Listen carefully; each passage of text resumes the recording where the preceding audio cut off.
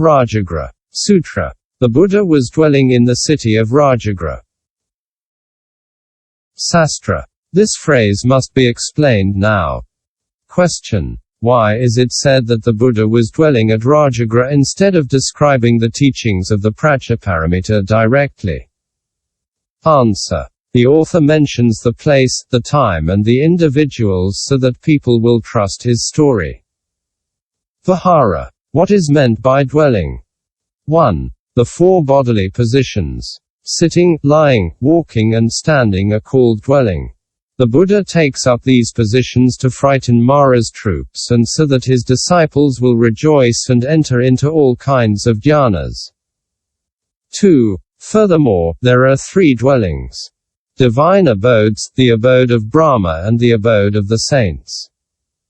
The divine abodes are the abodes of the 6 classes of the gods of desire. The brahmaviharas are the abodes of the Brahma gods, etc. Up to the gods who are neither with nor without perception. The abodes of the saints are the abodes of the Buddhas, the Pratyeka Buddhas and the Arhats. Of these 3 types of abodes, the Buddha chooses the Aryavihara. But here, out of compassion for beings, he abides in the city of RAJAGRHA. 3. Furthermore, 3 things, generosity, discipline and good thoughts constitute the Divya Vihara. The 4 limitless minds. Loving kindness, compassion, joy and equanimity constitute the brahmaviharas. The 3 samadhis, namely, emptiness, signlessness and wishlessness are called Aryavihara. The Buddha dwells in the Arya-viharas. 4. Finally, there are 4 kinds of abodes. Divya Vihara, Brahma Vihara, Arya Vihara and Buddha Vihara. We have already spoken about the first 3. As for the Buddha Viharas, these are the innumerable samadhis such as the heroic walk, the 10 powers, the 4 fearlessnesses, the 18 special attributes of the Buddha, omniscience and wisdoms of all kinds. It is also the 84,000 baskets of the Dharma, the means of saving men. These various Buddha qualities are the places inhabited by the Buddha. The Buddha abides there. The brief description of the Viharas is finished. RAJAGRHA. Question. The great cities such as Cho Po Ti, Kia Pi Lo Po, Kapilavastu, and Po Lo Nai, are all royal residences. Why does this city alone bear the name of RAJAGRHA? Answer. 1. Some people give the following explanation. The king of Mo-Kaeto, Magadha, had a son who, although he had but a single head, had 2 faces and 4 arms. The people took this as a bad omen. The king therefore cut off the baby's head and abandoned the body in the jungle. Li-Lo, Leela, rejoined the 2 parts of the body and nursed the child with her own milk. In the course of time, he grew up and became a man. His strength was so great that he was able to conquer the kings of other kingdoms. He owned the whole world and took all the kings, in the number of 18,000 men, and established them in the midst of 5 mountains. By means of his great power, he governed Yen Feout. This is why the inhabitants of Jambudvipa give these mountains the name, City of the King's Residence.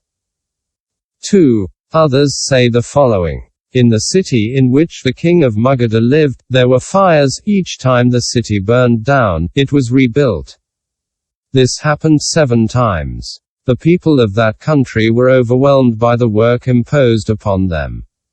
Saddened and fearful, the king assembled all the wise men and asked their advice. Some said that he should change the location of the city.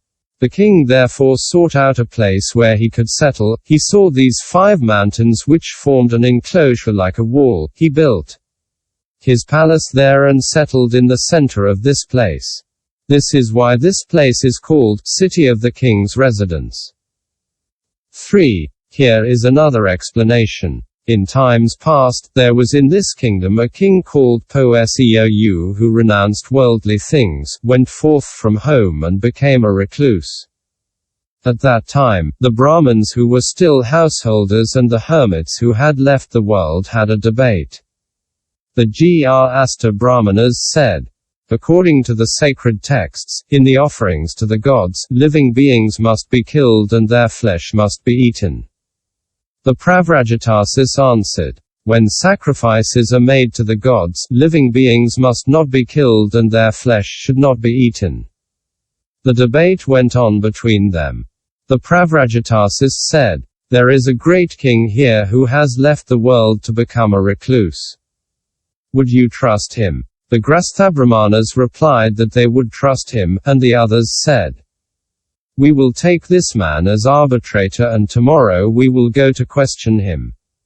Single quote. That same night, the Grhastha Brahmanas went in advance to the hermit Vasu and, after having asked him all the questions about customs, they said to him, in tomorrow's discussion, you must help us.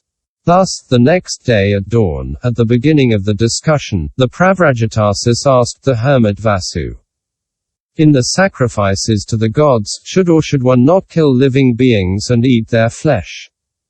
The hermit Vasu answered, the rule of the Brahmins is that living beings must be killed in sacrifices to the gods and their flesh eaten. The Pravrajatasis replied, according to your own judgment, should living beings be killed and their flesh eaten or not? The hermit Vasu answered, as it is a matter of sacrifice to the gods, one should kill living beings and eat their flesh. Indeed, these living beings, having died in sacrifice to the gods, will be able to be reborn in the heavens.